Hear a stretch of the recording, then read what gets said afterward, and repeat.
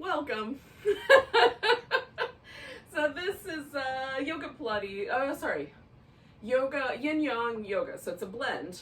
I'm just getting my blends mixed up this morning in my kerfluffle. But so we're gonna start with some yin, which is longer, slower, deeper stuff. And we'll move on to some flowy stuff. And I'll give you some options of making it a little more like a sun salutation or a little bit less, right? A little bit more chill. All right, so starting with the butterfly pose, you have a choice. You could put your feet together and fold forward and do a rounded back, settled in, forward bending butterfly. Or you can lie down on your back and then let the legs do the butterfly by themselves. You can also, if you want to add a little bit of extra to it, is you can put something down to go under your back. I have this pillow. You could also use a yoga block under your head and one under your shoulder blades. You could take a blanket and roll it up so that it sort of resembles this pillow. It might be a little bit like this blanket would be a little thinner, but you get the idea. And then you can recline onto that. And I like this as a little chest opener. See if I get myself settled in. Get the shoulder blades kind of snuggled up under there. This gives me a little like kind of fish pose vibes without the head falling back. And then we can settle in and relax. So I've got a little support underneath my legs as well. So if it feels too spicy, you can put extra support in. And with the yin practice, we're going for a sensation. We're not trying to, there's kind of on the ends of the spectrum of these really slow practices. One end of the spectrum is yin, where we're aiming for sensation. Like, oh, I want to feel something. I just don't want it to go to an extreme. So the support helps. On the other end of the spectrum is restorative yoga in this particular camp. And in that case, we're really going for the least amount of sensation so that we can relax as best. I like to find somewhere kind of nearing the middle of that spectrum for yin. Is that I like there to be a sensation, but I definitely am not going for it. This is the biggest sensation I can stand. I really want to be on the edge of, oh yeah, I feel that. That's the just right spot. So I feel a stretch down through the inner thighs. I feel a stretch and opening here at the chest. So that's where I'm landing and trying to relax into that sensation. And as things shift, I might adjust the bones, but mostly staying still without holding still. Hopefully that makes sense.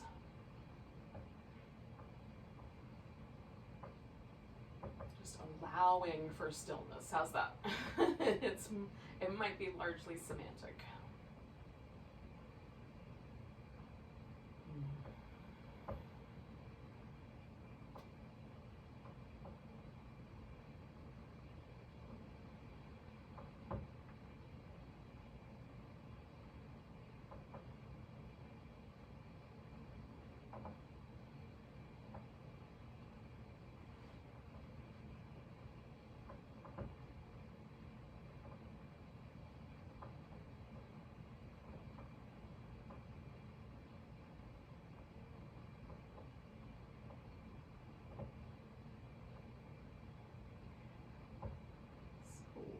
Settle in for about another minute. Just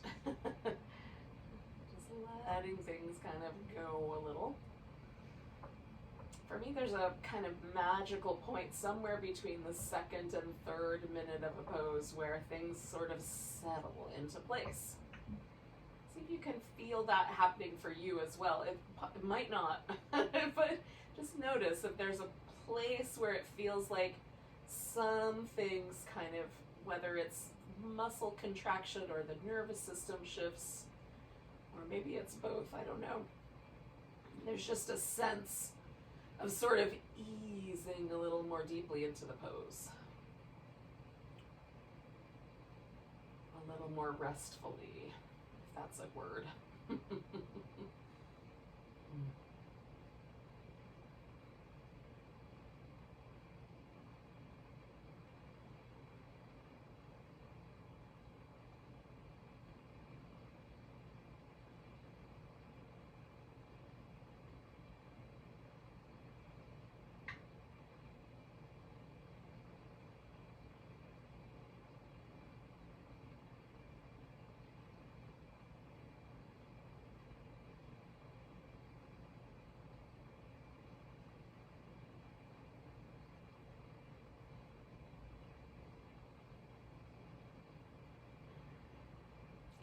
do 3 more breaths here.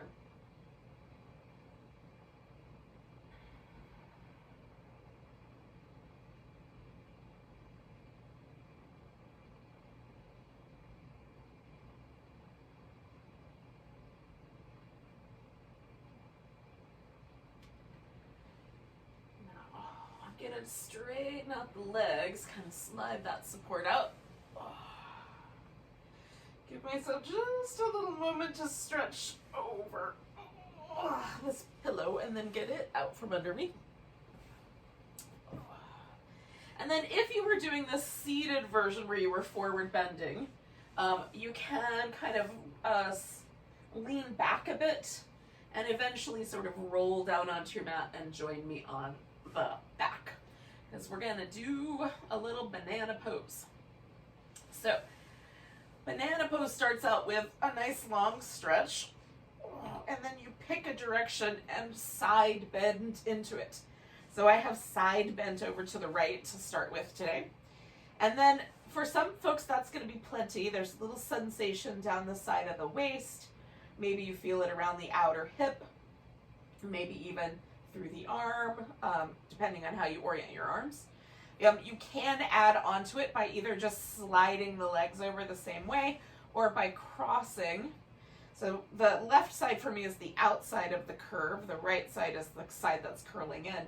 So I take the left ankle, put it over the right ankle, and then let the left leg get heavy. And for me, there's more sensation down that kind of outer thigh, IT band, outer hip area. So you can decide to add on or take away.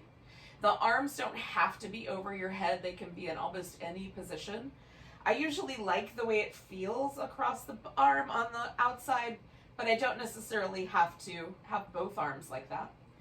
And often I'll take this other arm, make more of a cactus shape with it, and kind of catch hold of this arm somewhere. Oh, and then let yourself just get, again, heavy and relaxed. And we'll hang out with this pose for a bit.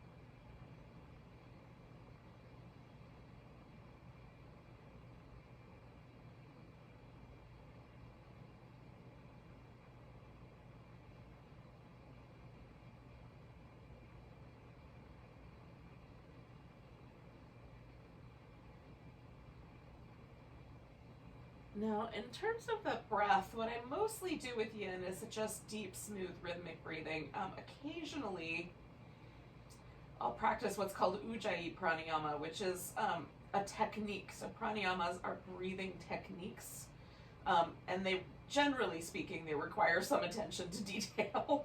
It's not a natural process. I've mostly trained myself to do deep, rhythmic, smooth, almost as a sort of natural process. I don't have to think about it as much. But with the techniques, I have to pay attention. So the ujjayi is a little bit of constriction around the vocal cords. So when I talk, my vocal cords close and vibrate to make all the sounds that come out of my throat. And so similarly, there's an intentional sort of restriction at the vocal cords, and then you pull the air through. And it makes a sound a little bit like when you put a seashell up against your ear, like a kind of distant ocean sound as you're breathing. Now, some people make the mistake of making this sound by in the sinuses, and there is a difference. It sort of sounds more Darth Vader-like in the sinuses than it does coming through the throat. And there is a kind of velvety sensation in the throat that happens because the air is passing through this vocal cord. So you're aiming for that if you want to try it. It's a cool breath because you have to be real present to make the breath happen. And so you're paying attention to that. So if your mind is kind of wandering, it's a good breath for that purpose. So we're within our last minute here, by the way. We're just going to do about 4 more breaths. But if you want to try them through the vocal cords, give that a try and see what happens.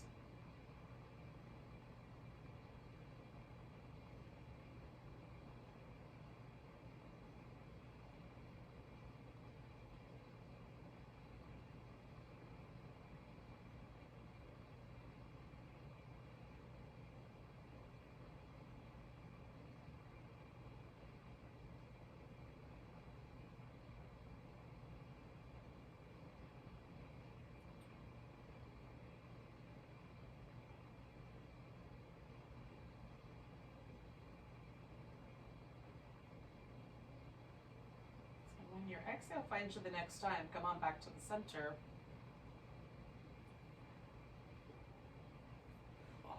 And then just for a moment, just kind of give everything back to neutral, or as neutral as you can get, and feel if there's a difference between the left and right hemispheres of your body.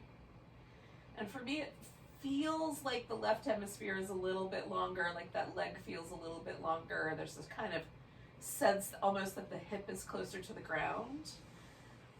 And then I like to add some movement. So after I've kind of checked out and what happened, a little movement feels really good. I like these windshield wipers sometimes bringing the knees up, feet up off the floor is nice. So you decide. You might want other things, a little arm movement or something like that. So the movement is helpful for me to kind of almost like erase the chalkboard a little bit, kind of reset, allow whatever fluids moved from one side of my discs to the other to sort of redistribute a little more efficiently. But in any case, you could also probably just stay still if that's more appropriate for you. But you're trying to feel for this kind of sense that asymmetry that you were experiencing kind of mellows out a little bit, if you were experiencing it at all, and that the spine feels more neutral. Doesn't feel like you're still leaning in that first direction. So when that occurs, and usually for me it takes at least 30 seconds, but a little bit longer is also fine, then you can come to the opposite side of your banana shape. So you can move the legs over, move the torso, maybe cross over at the ankle, deciding kind of how that you want that to feel, and adjust the arms, all of that jazz. And then we'll settle into place. Now, if you found trying a breathing technique made you feel a little breathless, just do the technique for a few rounds and then stop for a few rounds and then go back to it. It's okay to sort of switch it up a little bit and give yourself time to ease in. A lot of times I find that pranayama techniques are a little bit awkward at first, but they're interesting, and I definitely I find the breathing techniques way more subtly interesting the more I do them. The more I let myself get kind of past that little awkward phase, the more interesting the breath practices get. So I think it's a worthy endeavor. But at the very least, let yourself breathe in a deep, rhythmic, and smooth way, a little deeper than you would normally breathe, and keep it nice and smooth and even. If you find the breath gets choppy, it is a good indication that you should back off a little bit.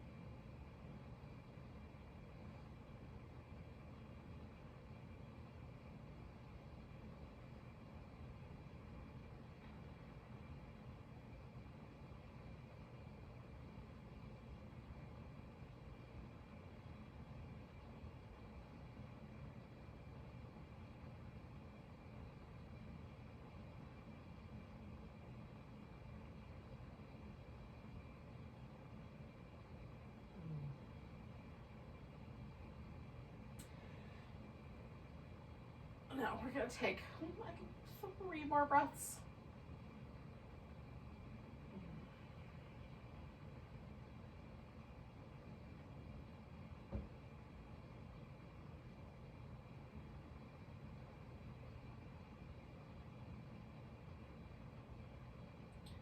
And then we're going to come back to the middle.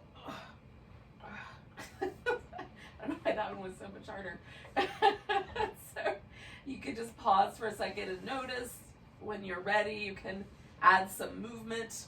So we're done with the stuff laying on our back. We're going to come to a seated position, and we'll do a couple of little hip opening things that are focused more on the hips, although there are other components to those poses as well.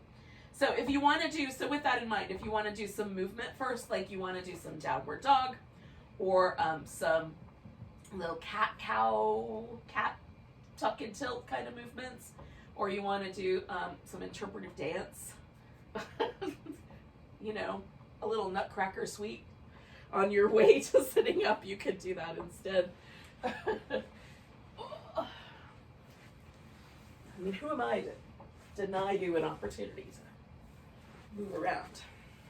I would never do that. Not that I have anything to say about it anyway. You're at your house.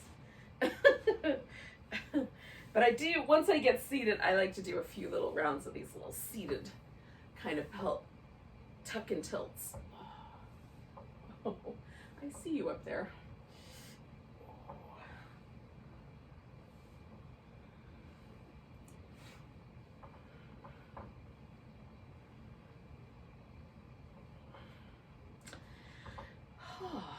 Now,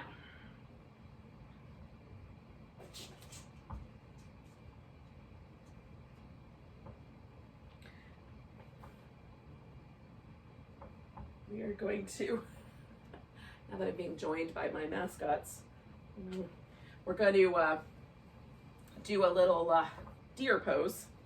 And there are some options, some iterations of this deer pose that you can add onto yours. So one leg goes up front, kind of makes a 90-degree angle across the front. The other leg goes out to the side, sort of makes a 90-degree angle up the side. So we can sit straight up, or you can lean forward, or you can sort of lean out to the side. So there's a little more of a twisting shape here. So you have those options. I'm gonna do a more kind of upward version of it today. So there's a little bit more of an emphasis on this hip. When I lean forward, or even do the twist, the emphasis winds up in the other hip. And I'm gonna save that one for next pose. So this is the place that I'm gonna start, but you can go to any of those kind of versions of the deer that feel right to you today. Or just mix it up, do some of each.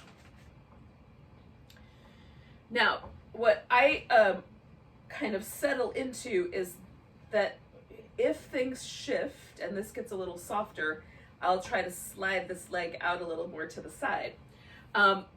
If it never softens, I don't go anywhere. And then if you're doing like the forward bending or the twisting version, it might be different as to kind of where you feel like you want to lean into it or soften it or change it a little bit as things go on.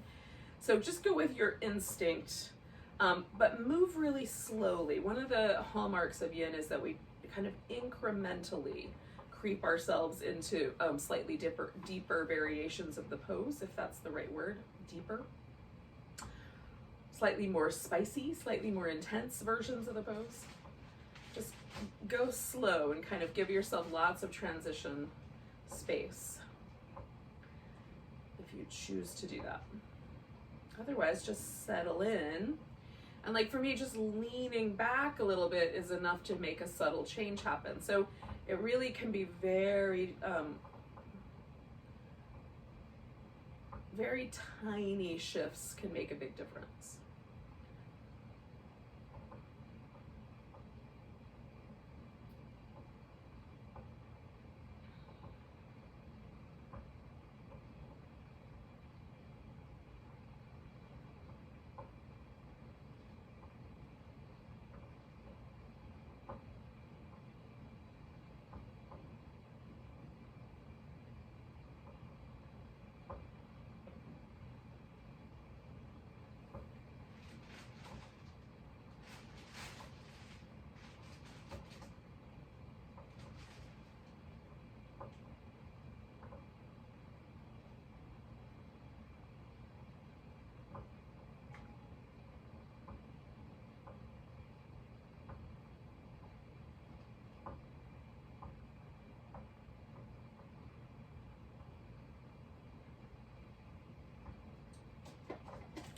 gonna stay with this pose for another minute here.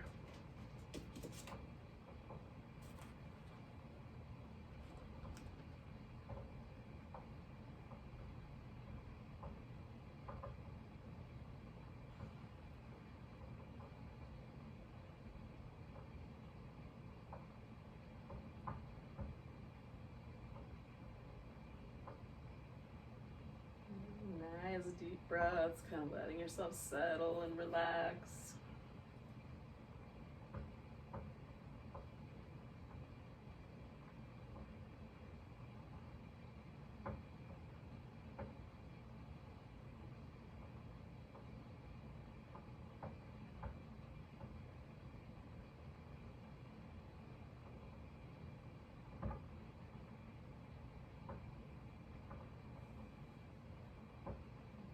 So we're going to do 2 more breaths.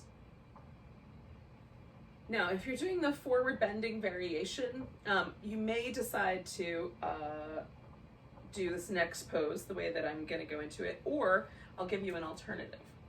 So what I'm essentially going to do, I'm going to turn a little bit this way so it's easier, I have more room, but essentially I'm just going to straighten that leg all the way out, and then that puts me into the swan, which you may know as pigeon in other yoga styles.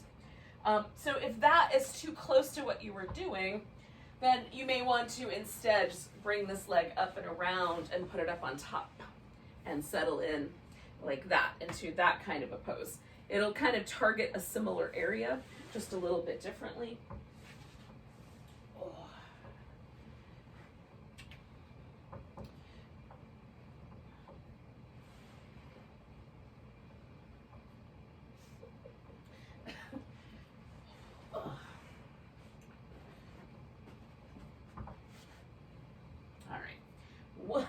Once you get settled in, and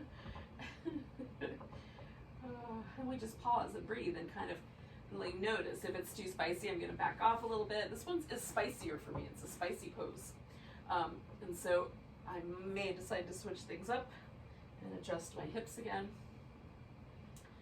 I've added a little blanket underneath the front, leg hip to give myself a little bit more level pelvis. Sometimes it feels nicer to lean and again, kind of move back towards that deer, bend that knee. That's okay. You just want to find whatever sensation is interesting. But if the last version you did of the deer felt like it was landing in the same space, the same place in your hip, and that's too much, then do the other version or flip, or you can even flip this upside down. Do it upside down. So I'm going to make this a little more of a back bend. So last time, I sat upright, and now I'm just kind of giving myself a little bit of, I'm still leaning. I've built up a little shelf to lean on, but it gives me that little bit of a sense of a back bend. Sometimes I like to just melt into the floor, but it feels nice too to do a kind of little kind of expansion through the chest, upper back. So pick for yourself what's right for you.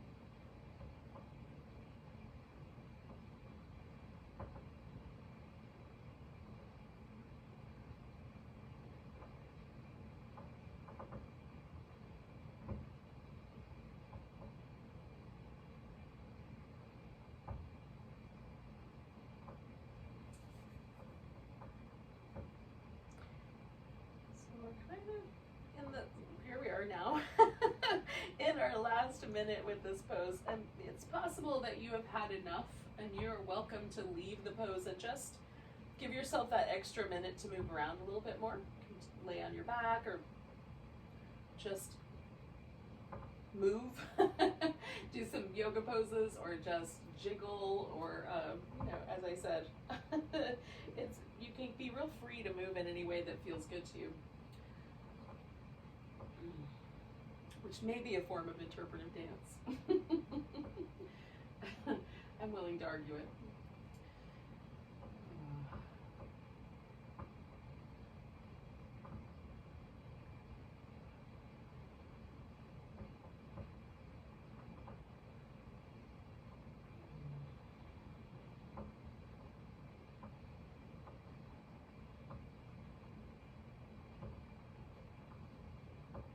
Take a nice big breath, and then I'm leaning into my bent leg side to bring my back leg around, and then I'm gonna jiggle around a little bit.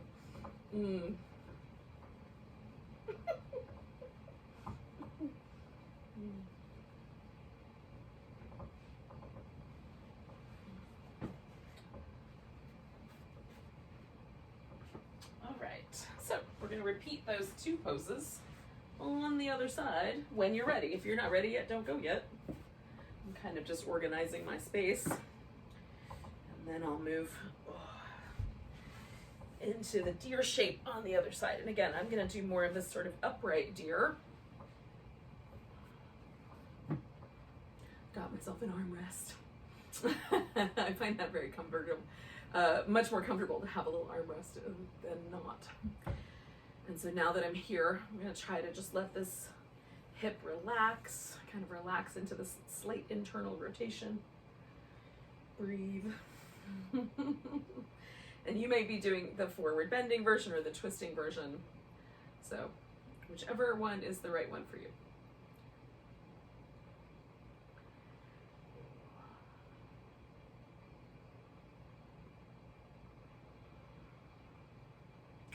Side is definitely a little different than the other side. So there's a little bit more, I'm feeling a little bit more resistance, it's a little spicier, and that feels a little more,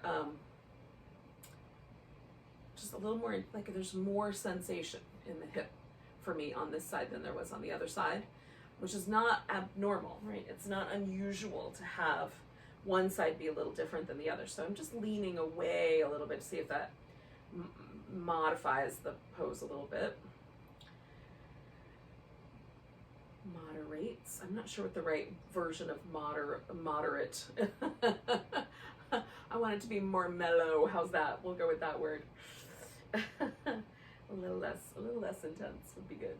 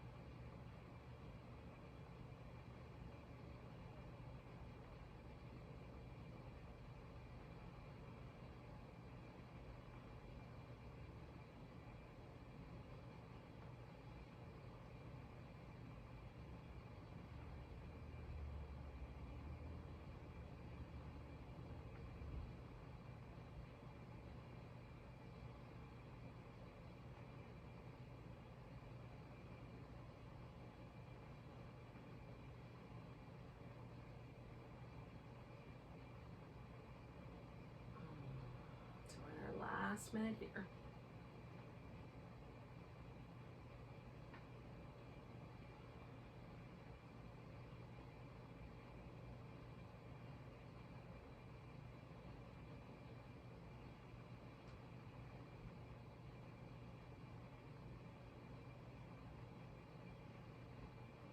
One of the ways that I know whether a pose is too spicy is because I find tension kind of landing in my face.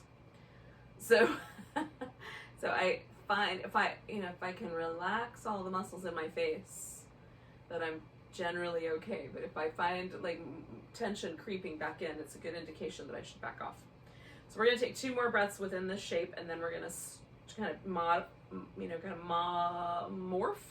morph ourselves into the other version, whatever version you did. I'm gonna do the swan pose. If you did the legs up on top, do that. And again, I'm gonna kind of turn sideways so that I have more room to stretch my leg out.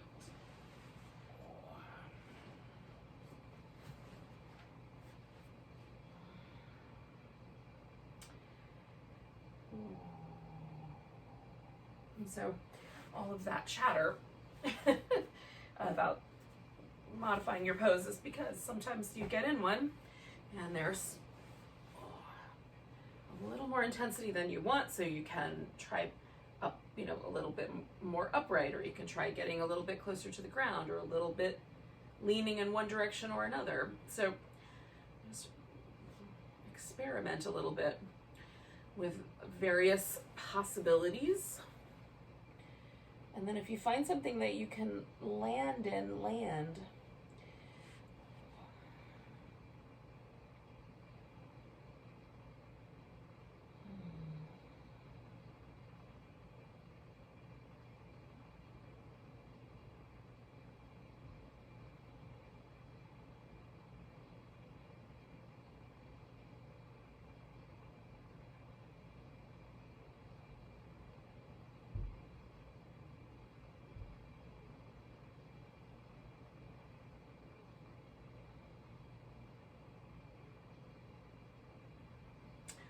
See if you can relax as completely as possible.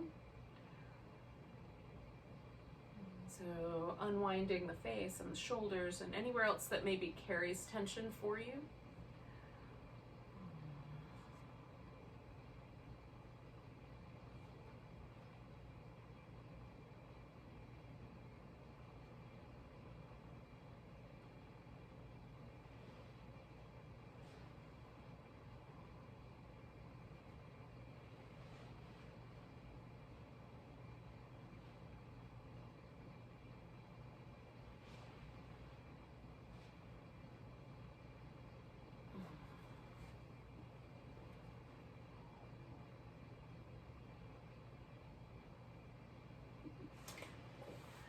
Verge of a little cramp on the side of my thigh. I was hopeful that I could avoid it, but no. So if that happens for you, you can get out of the pose, jiggle around a little bit, and then come on back. I didn't think to mention that before.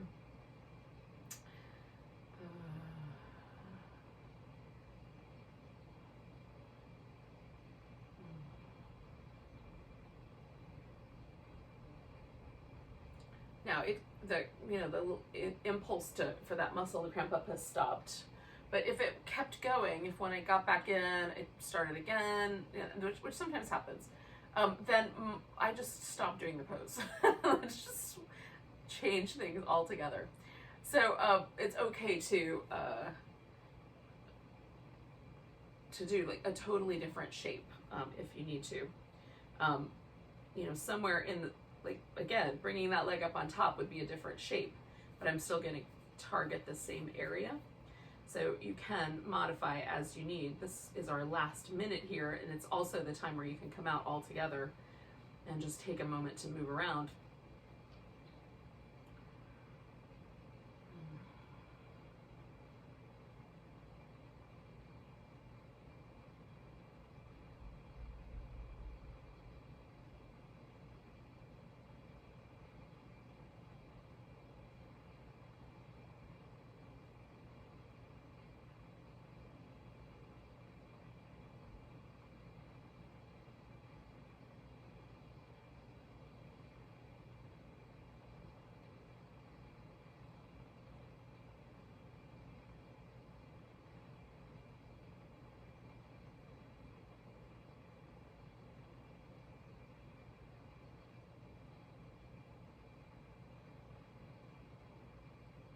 Take a nice big breath, maybe 2.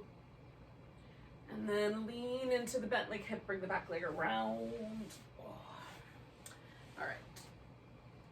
Now I'm going to take a few moments to just sort of move in little jiggly pendiculative ways. And then we're going to do a little bit of flow. And I'm going to start that flow from an all fours position with some cats, kind of moving my back and pelvis up and down. And then I'm going to take that into a lunge. So if you would rather do some downward dog instead of the cat shapes, you can do that instead. Oh, sometimes downward dog feels really lovely after a lot of yin hip opening shapes. Oh, I would not fault you for doing it.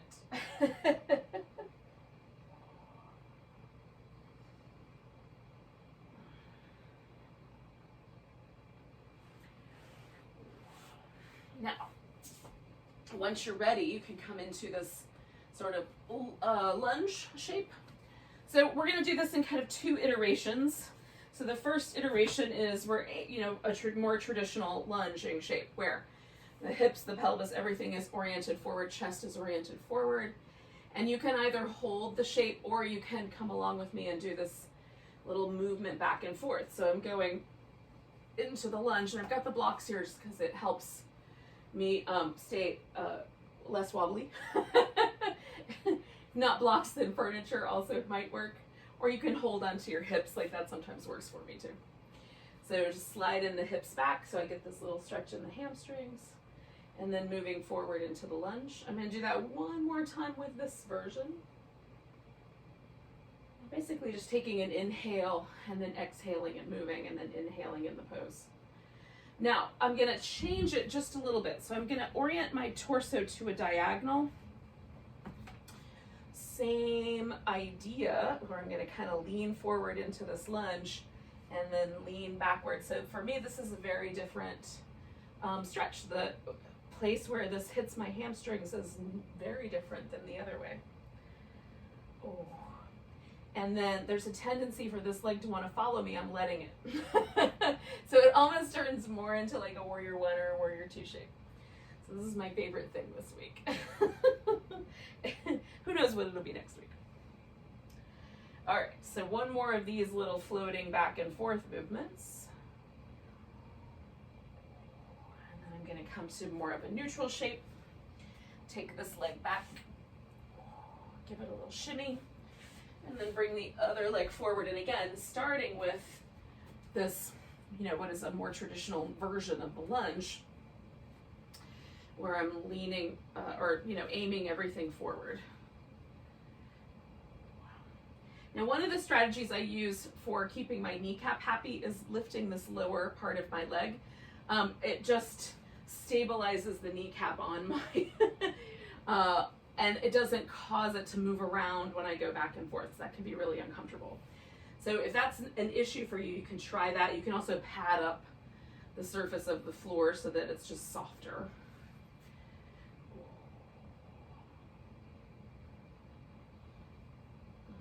So I'm going to go back and forth here.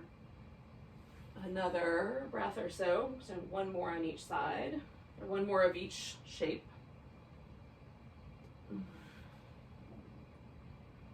And then I'm going to take that diagonal position and back and forth through there.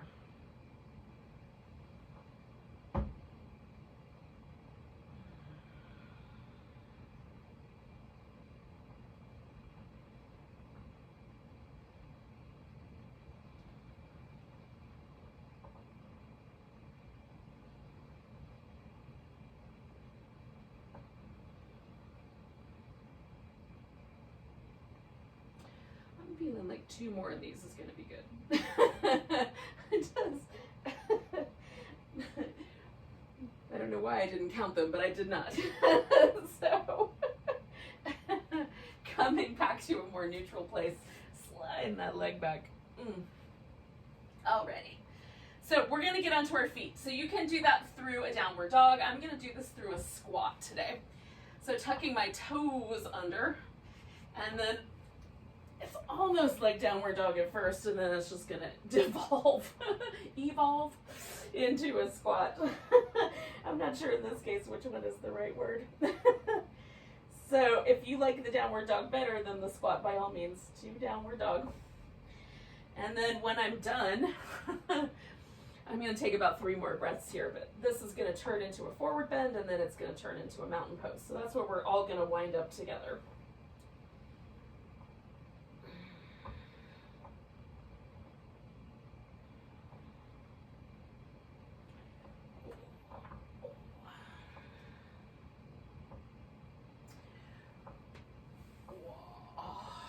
Give yourself a nice big stretch. Kind of on your journey to mountain pose. And then find mountain pose so that it feels like your feet are about, let's say an even place. For me, hips distance is even, and the toes are pointing forward. All right. And just feel what that first mountain pose feels like so we can compare it. And then we're gonna take this into a balancing pose. So I'm gonna do a tree. You can do a dancer or an eagle or any balancing pose that you like. You just wanna pick your foot up off the floor, you could do that version.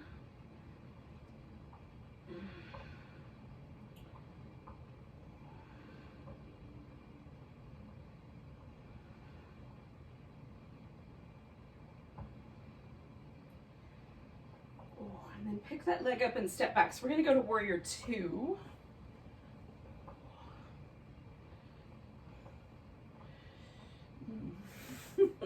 And then come back for a little reverse warrior and come over for a little side angle.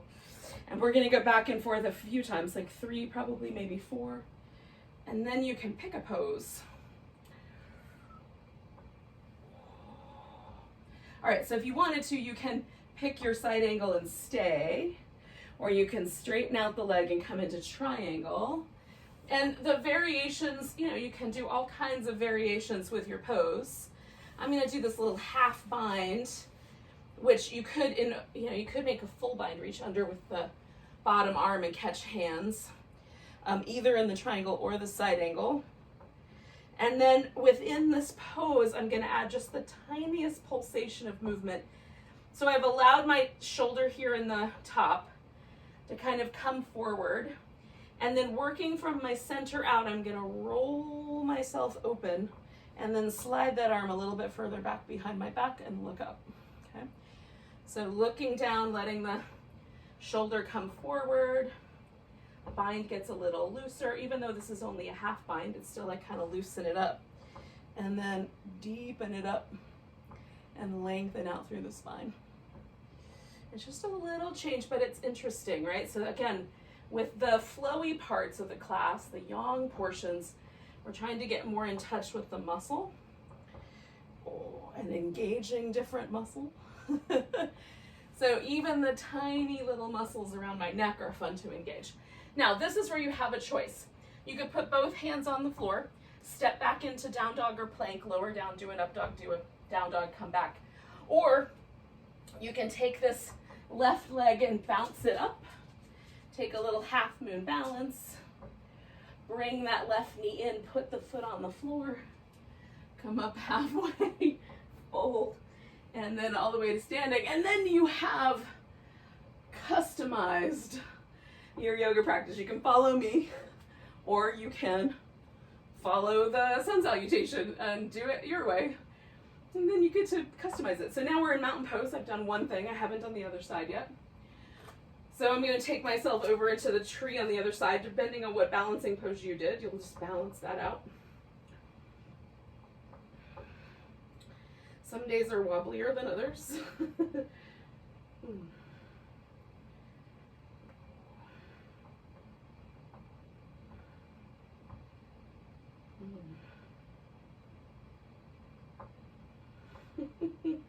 Nice big breath.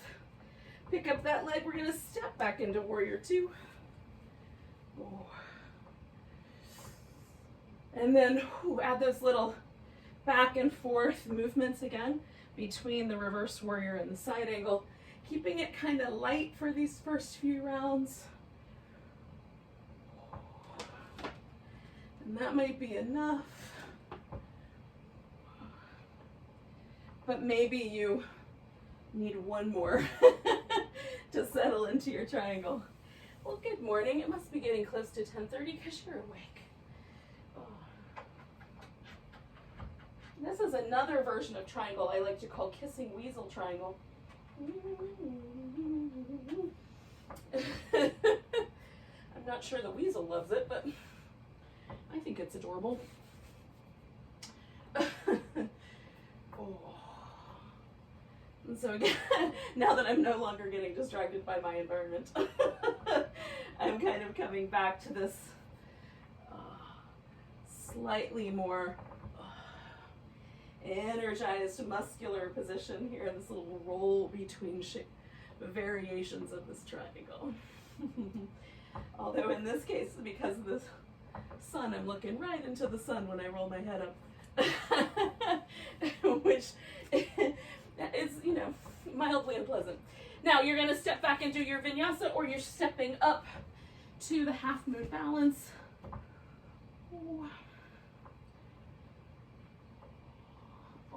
And then bending the knee and putting the foot on the ground and coming up halfway. And you'll join us if you're still in the middle of that vinyasa practice.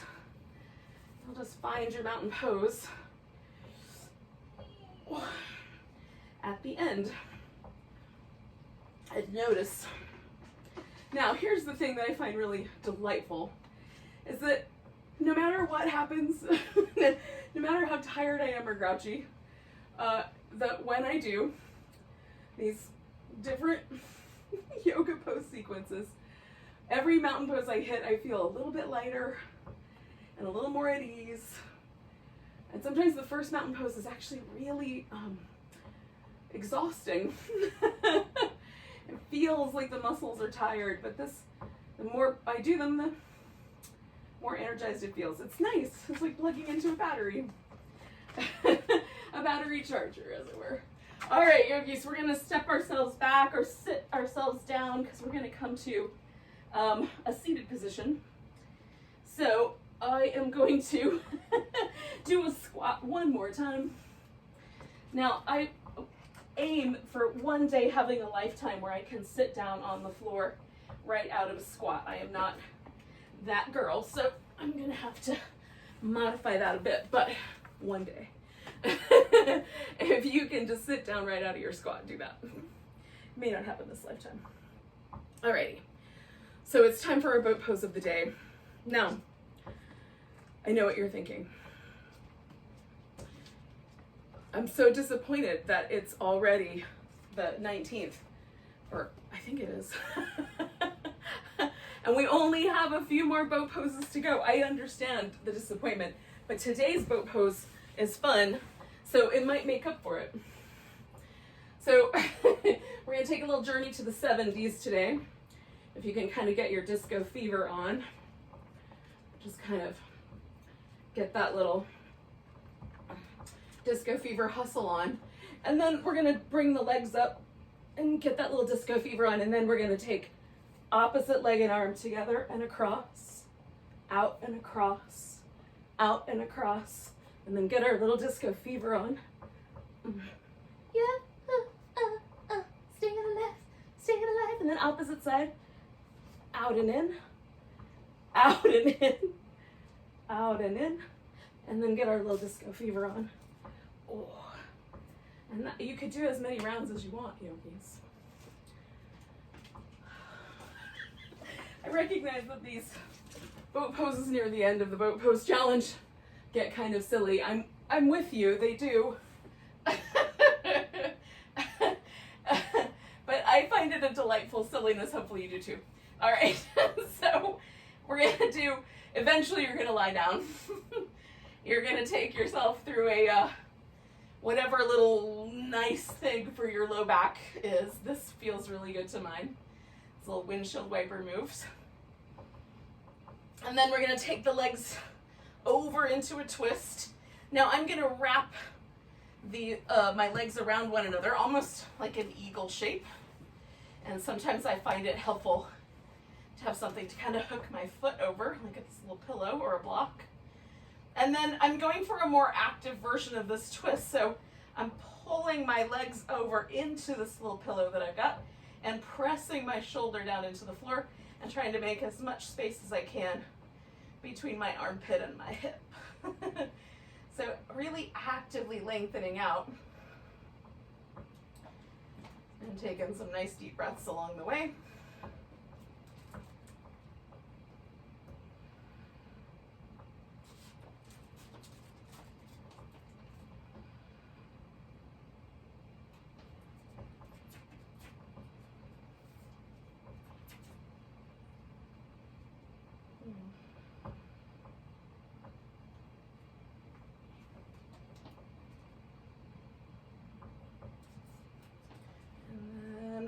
I'm gonna ease it on back. Oh.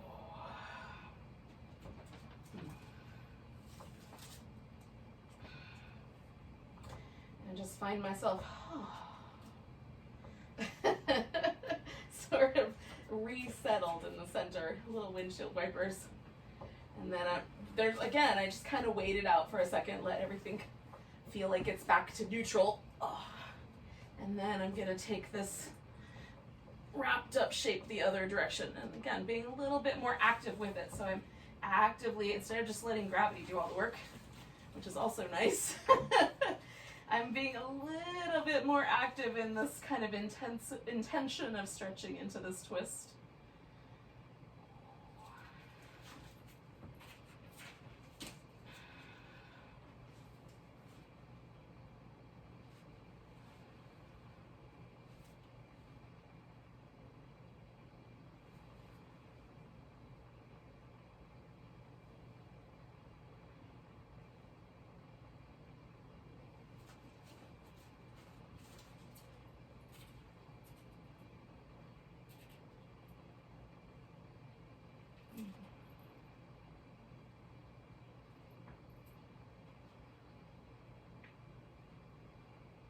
All right, so we come on back to the middle. Oh, goodness gracious, it's time for Shavasana.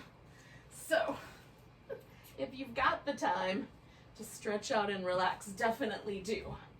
And if for whatever reason you're thinking to yourself, I don't want to relax and allow my nervous system to completely unwind, I have things to do, then I get it. But maybe later, give yourself permission to do a little Shavasana. Now, it's winter time here where I am, so I cover up with the blanket. It's very helpful. And then, I try to let my whole body relax. And having something under the legs is helpful for my low back. So if your low back feels like it arches off the floor, put a pillow or a rolled up blanket under your legs and see how that goes. For me, it's the magical thing.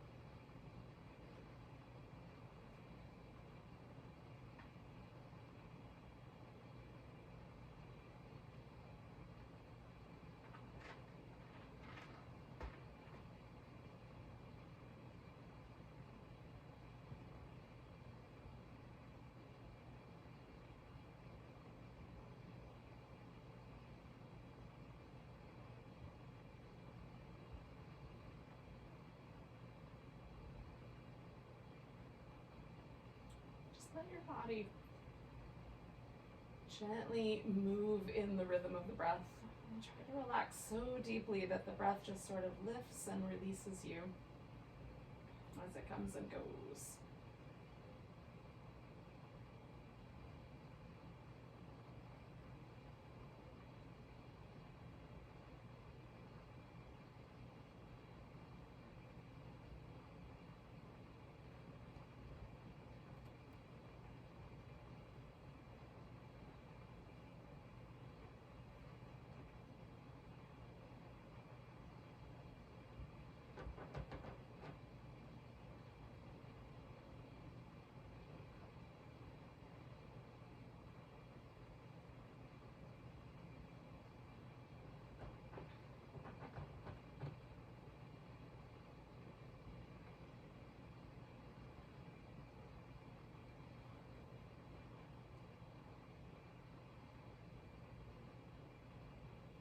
And the next time your inhale comes along, take that breath in super deep.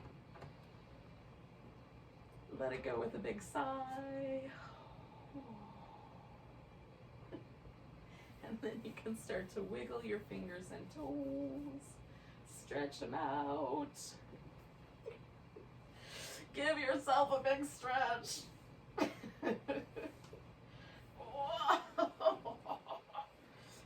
Tickle a tiny belly. Or rock yourself up in some fashion. Oh.